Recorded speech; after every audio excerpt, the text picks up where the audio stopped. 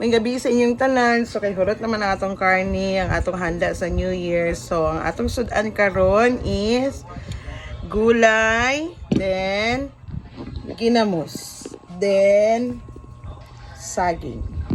So gigibidli na sa mga karni, no? Gigibidli na sa mga karning manok, lechon belly, sa pabato, mga imbutido. So karon para mawa itong mga kabidli, magkaunta og gulay. So,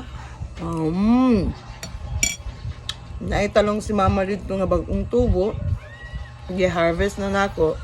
Nya, itusdo nato diri sa ginamos kana. Tapos Rami kayami kaayo. Labi na kay kanang diha na namo gikutlo sa duol, so presko kayo mga gulay nga atong ipangkaon, dili siya ingon nga kanang frozen. So maora to guys, bye. Unya healthy ang gulay pag sudanon. So, bye guys.